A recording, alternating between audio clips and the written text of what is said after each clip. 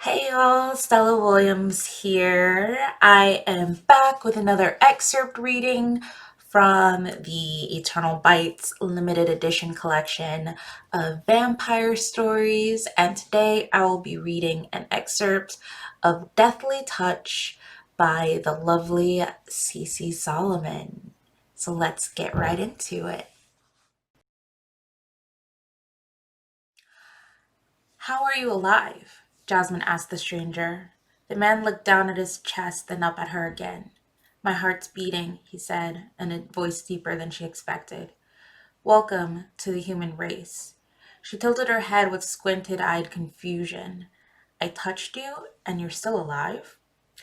You punch hard, but not that hard, the man snorted. By the way, why did you punch me? Jasmine raised an eyebrow and looked down at the gaping wound in his stomach. Not only had he managed to survive her touch, but he stood as if the hole in his body was just a minor scratch. What was this guy? She'd taken off her gloves and rubbed off the protective tattoos to defend herself when all hell broke loose. She hadn't wanted to actually kill anyone, but she was no fan of dying either. She thought he was a vampire attacker when she hit him, but maybe he was something else. How else would he have survived her touching him? Even if it was brief, the skin to skin contact was all she needed to have her touch take hold. Heck, even touching someone through a t shirt was enough. She figured out when she tried to pick plants up with napkins and still killed them. That was why her gloves had to be so thick. I thought you were one of the bad guys, since your eyes were all red. I got scared, because people were disappearing. Otherwise, I wouldn't have been so quick to touch you, she answered before pointing at him. You have in your stomach. You have a hole in your stomach. You know that, right? He frowned. I look like a bad guy to you? You have red eyes, your fangs are hanging out, and you're wearing all black. She looked back down at his stomach. Seriously, does that hurt? He sucked in a breath and grimaced. I was fighting an attacker just now, and my eyes do change, and my fangs drop in a fight. And you're punishing me for my fashion choices? And yes, this hurts. I have a hole in my stomach. She squinted her eyes at him as she crossed her arms. He really didn't look like the bad guys. His black outfit was not the same as theirs, but she was running on adrenaline at the time. Crap, if he had died, she would have killed a third innocent person. The thought made her almost want to vomit. The man swayed slightly and stumbled to remain upright. I'm probably going to pass out soon, but you look like you might faint or throw up. I can't really tell. You're going to be okay while you going to be okay while I passed out? She shook her head quickly, not sure if he was joking, although he really didn't look well with what with the hole and all. I'm sorry for hitting you. He dropped his hands and gave her a soft smile. It's okay. I've been hit worse. Well, the least I can do is help you. You can't pass out here. What do you need? The man headed to a booth and sat on top of the counter. She followed him. Well, a wound of this type will require me drinking blood to heal. Think you can find a rabbit to get me? He cracked before sucking in a breath. Shit, this hurts. Jasmine bit her lip and frowned. Why did she feel guilty? She hadn't ripped out his stomach like that. What if he was hurting an innocent person, and he or she just defended themselves? However, he didn't seem like a bad guy. He hadn't fought back when she punched him in the eye. No, she should leave him there and tell the authorities to help him. That was a smart thing to do. And yet, she looked at him, his face scrunched in pain and covered in sweat. She could help, and he hadn't died by her touch. Maybe it was time for her to finally help someone instead of hiding away. She pushed his wrist in front of his face. Drink. His frown deepened as he looked at her hand. No. She withdrew her hand and looked up at the night sky. Why was he being so difficult? Aren't you dying? Do you really need to be so picky? My blood isn't poison. At least she didn't think it was. God, she hoped it wasn't. She wouldn't be able to survive killing another innocent person. The man hung his head on his chest as if it were too heavy to lift up. I don't want to hurt you. An animal works just fine. Jasmine placed her hands on her hips. Do I look like I hunt animals for a living? They'll be dead by the time I find a rabbit. I can ask someone here to help, but I don't know if they have blood on them. You'll have to wait until the medical teams start showing up to heal the injured. I don't have that kind of power. He looked up at her, head still lowered. What type of power do you have? Don't worry about that. Let me help you. She shoved her wrist back in front of his face. He was already looking paler. Why was he being so stubborn? He looked it over as if inspecting it. He gingerly touched her arm before bringing it to his lips. The feel of his soft skin on hers sent a slight shock to her core she didn't expect. And then he opened his mouth, exposing two very long incisors. She stiffened and wondered whether she should step away. What if he bit her arm off, or didn't stop sucking her blood, draining her dry? Nope, this was a dumb idea. She was just about to move her arm back when she caught his eyes looking up at hers. He looked unsure of himself, as if he really was afraid of hurting her. But there was something more in his face. Sadness? Something in her heart softened.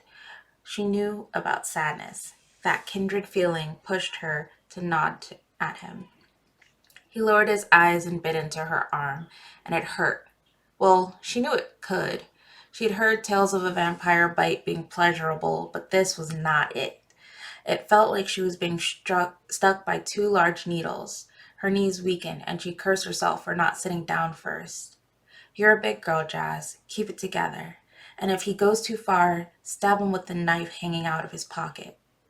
She remained strong as the man drank from her, making quiet sucking sounds as he gently grasped her arm. The act felt so intimate. She didn't even know this guy's name. Should she have gotten it first? Would that really have mattered? She swayed slightly and suddenly realized that the pain from his biting had disappeared and was now replaced with a pleasant tingling quickly spreading through her body. It felt a little inappropriate to feel this way in public. An uncontrollable shiver swept over her, and her eyes fluttered closed for a brief moment as she felt the wave of pleasure pass through her. Every part of her hummed from the top of her head to the soles of her feet. She felt like she would explode right there and then. So embarrassing and so good. Then the pressure from his mouth on her wrist disappeared, along with its accompanying pleasure. A flood of disappointment rushed her, but she pressed her lips together and adjusted in her stance. She looked back down at the man as he licked dribbles of blood from his lips. Even his act of doing that sent her stomach to tingles. Jasmine, get it together. You're acting like a horny idiot.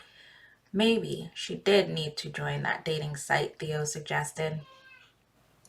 The man looked up at her, a rejuvenating shine to his eyes now. Thank you. You taste good. And that sounds very inappropriate, he muttered, swiping a hand through his hair. Thank you? She asked more than said. Then there she went, being awkward, but he seemed awkward too, so they were even. She looked down at his stomach. It was healing before her eyes. Vampire rejuvenation was very impressive. She'd never seen it up close before. The process of organs reforming and skin knitting together was pretty gross. She looked around at the vacant booth to avoid his horror show of a stomach. Security was dispersed around the area, and she knew soon other town police forces would appear. Too little, too late. How did anyone fight an entity that could disappear and reappear in the blink of an eye? They're going to want to question us, she stated. He nodded. Yeah, that's usually how it goes. A thought entered her mind, and she could have kicked herself. Theo was going to kill her. If she ever found him, that is. I need to find my friend. We split up in all the commotion. Hopefully he's at the car. Take care, she turned and walked away. He called after her. I can walk you. She turned slightly and watched him slowly stand up like an old man. She waved her hands at him. No need. He looked like he needed to stay seated and rest for a while. Her work here was done. I know, he touched his chest again. What was wrong with him? Was he not feeling well? She was the wrong person to help heal anyone. She'd done the best she could. If she had heart issues, If he had heart issues, it was beyond her. He walked towards her, this time appearing less weak. Maybe he was getting better. She shrugged. Fine, he was cute. She didn't mind spending a bit more time with him. Plus, she really needed to find out how he had survived her touch. Only Theo and Paige had lived after touching her, and she couldn't let someone new slip by. He had a heartbeat, so he was alive.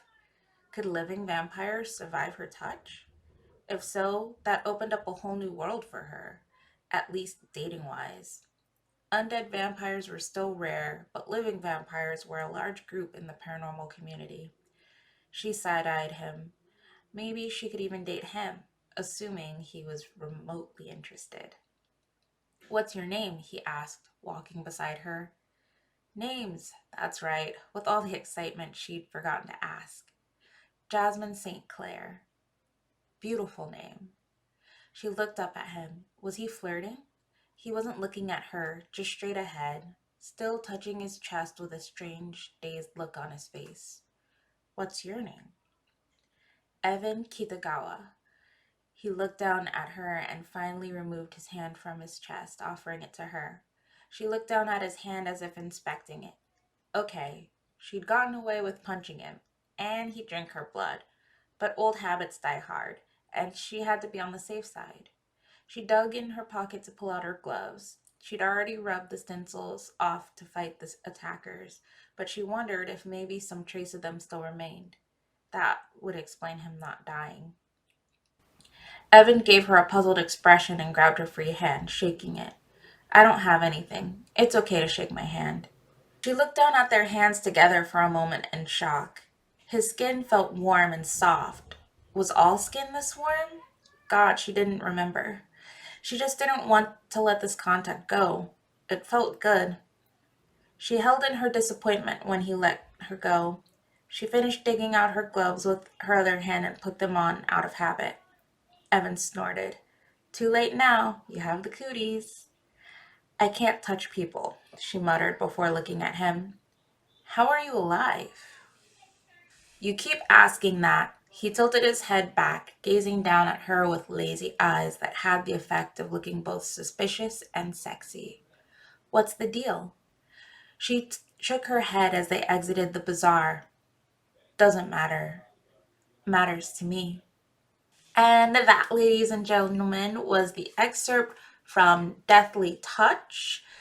To learn more about the fabulous C.C. Solomon and the Eternal Bite collection, I will have the details listed below in the description box.